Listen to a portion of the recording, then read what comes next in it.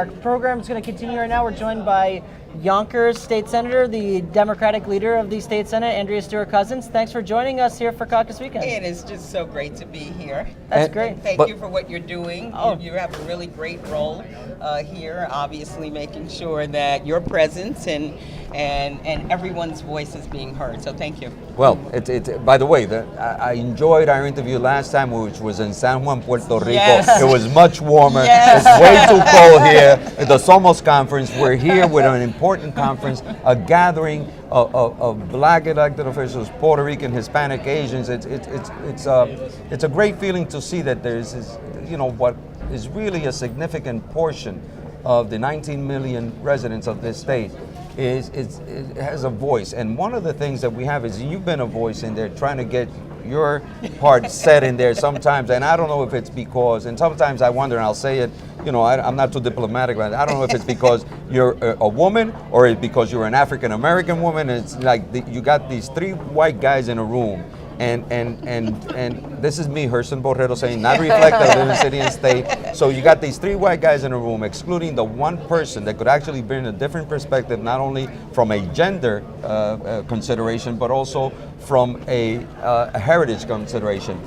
And yet you've been excluded. And now all of a sudden, by some ways of divine ways, we wind up with a historical making occurrence.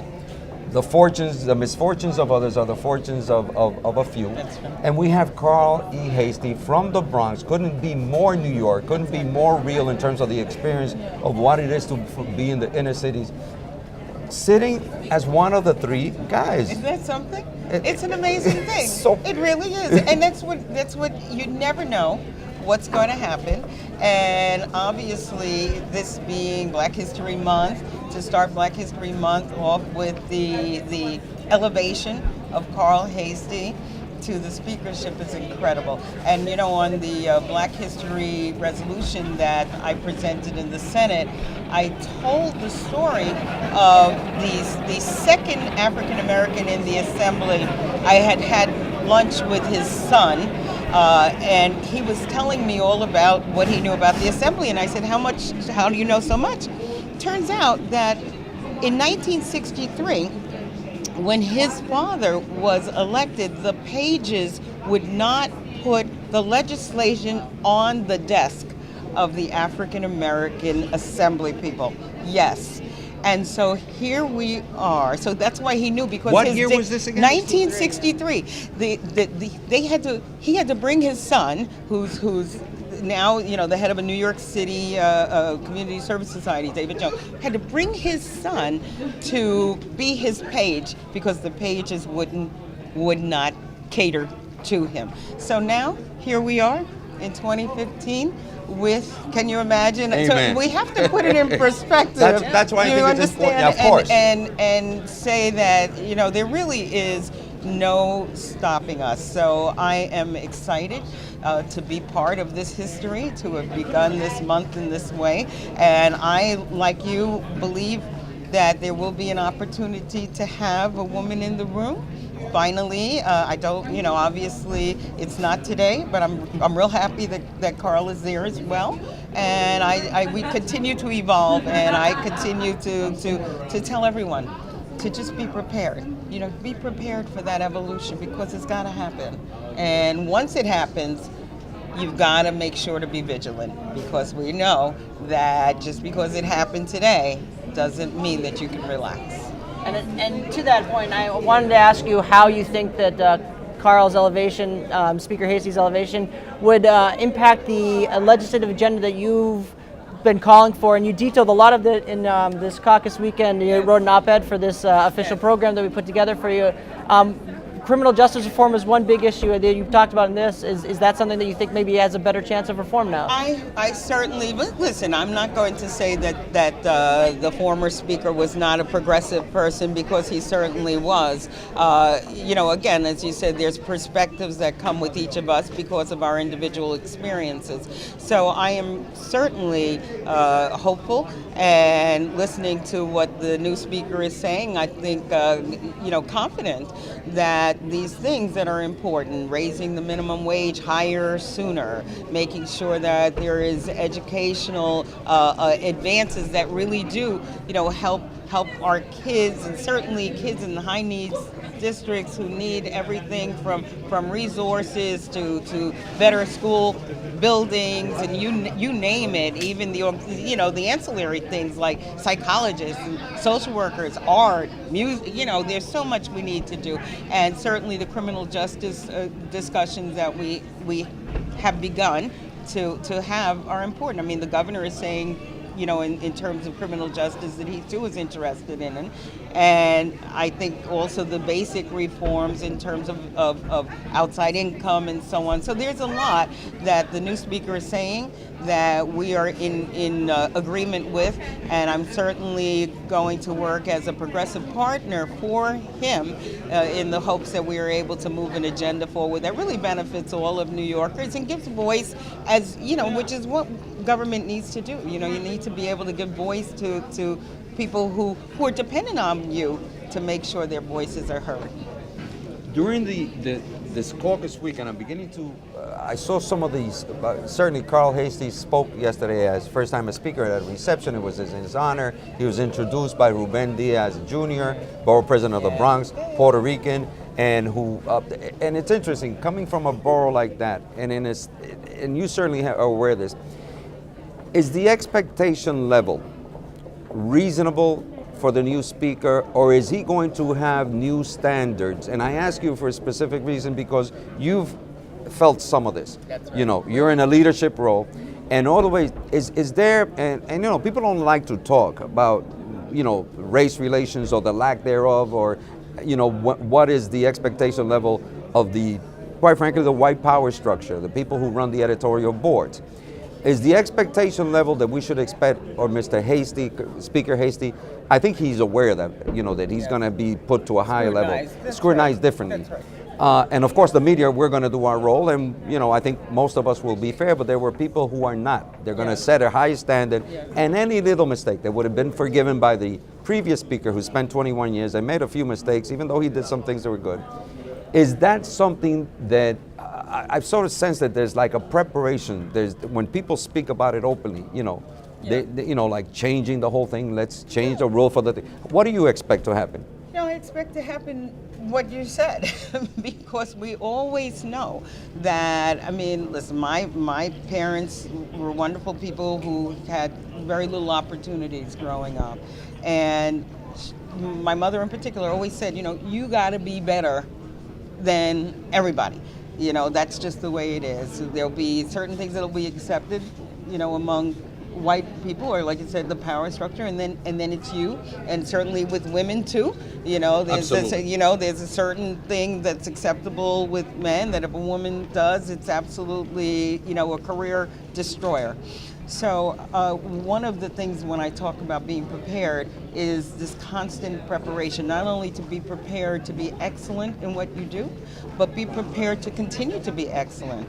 And you can't look at this environment and not know that there's a tremendous amount of scrutiny anyway.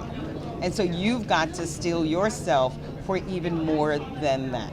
And I think that, again, Carl is a smart man, and I think he's got everyone kind of coalescing around him and supporting him with that awareness that he's just going to have to be good. And I believe he was elected because they saw that capacity in him. He's obviously demonstrated it throughout his entire career, so they don't have any reason to doubt it. So we need to just, work to make sure they're going to write what they write, and we all know what the environment is, but I mean, the achievements will speak for itself, and I'm very optimistic. And to that point, my experiences with covering Speaker Hasty before as an Assemblymember is that he seems to be a consensus builder. He's not someone who's going to probably come out and be, overly critical of Senate Republicans necessarily, more likely to backroom, work with them to try to build a consensus. Has he talked to you at all about maybe, the tone that you guys would set working with Senate Republicans as well, to maybe try to find places where you could work together? Because I think over the last couple years, I mean, it seems like a lot of times, and not just on your side, but on their side as well, it's very much like you guys point fingers at each other and create a lot of conflict within the conference about certain issues. Would there be maybe a shift and change in how you guys approach things? I think that there are certain realities, and the realities are that my Republican colleagues do not want to raise the minimum wage. And the reason why we are in this place right now fighting to raise it again is because this $9 in 2016 is not acceptable. My Republican colleagues do not want to allow women reproductive choices that mirror what's on the federal level. I mean, there are some realities. So, when fingers are pointed, sometimes there's a legitimate reason to do it. But I do believe, obviously, where there can be consensus, that we will find consensus, and I think that again, the new speaker, I'm sure, wants to begin and create a momentum for the victories that will come. But I'm sure also he will stand strong in terms of his philosophies and his convictions as to how things should be. There's right now, of course, the budget is coming up. That is something of concern. The Assembly side has been very concerned. The Senate side is just waiting for everything to get together. There is a big chunk of money here that you're all going to have to come in agreement. Do you see Governor Cuomo's, because of circumstances beyond what he thought was going to be, another consecutive budget on time? He's already come out and said some very strong things that remind us of Eliot Spitzer, steamrolling and saying some threatening things. If you don't do this, we're going to do that, and we're going to. Is that the way to conduct business in this 2015? To instead of working with people, and he talks, and I'll say it. Governor Cuomo talks about reform like he just got here the other day, when he's been here and been a part of the problem. Again, I say that, not you. So what I'm asking you is that the way to conduct business? Is Governor Cuomo being right now not very thoughtful of the process, or maybe so far removed from reality what's happening in his own legislature that he doesn't realize that doesn't push people to do the right thing? Well, I guess Governor Cuomo has a strategy. Everybody comes to these things with their particular strategy. I suspect that he wanted to make it firmly and clearly stated where he wants to see the legislature go, and that's the way he chose to do it. But the reality is that, we're the legislature, and so there are certainly opinions, about how things should go too. And so he's put out his line and his directive, but I think all of us want to make sure, again, I mean, the things that he's talking about, we care about. We care about reforms. We care about education. But it's just the priorities. It's just how we get to those things will be the very intense dance that is going to happen between now and the time that the budget, gets done.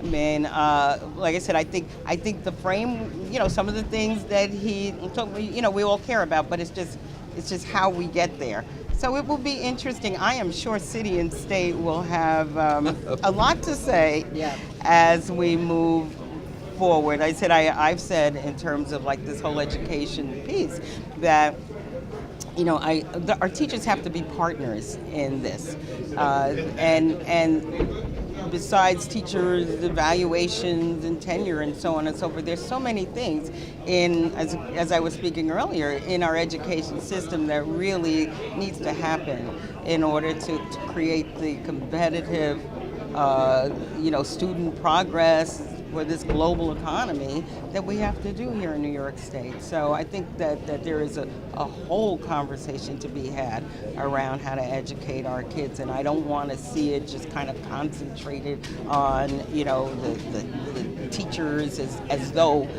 somehow they're not partners in making sure our kids get the same, get successful outcomes. So, like I said, I think it'll be an interesting conversation, which I'm sure that my conference will be very, very strongly a part of. And we'll be following it very closely. you. Democratic Senate Leader Andrea Stewart-Cousins, thank you very much for joining us. Enjoy Such a Caucus pleasure. weekend, Thank and you. I'm sure we'll see you I bet walking you. around in some of the forums throughout the day. Hopefully either warmer climate or maybe in San Yes, Juan yes. again. Well, the thing about you is that you go hot or cold, you're there. We're That's there. the That's great. very we follow the story. That's exactly Thank you so right. much and good luck this So year. good. Thank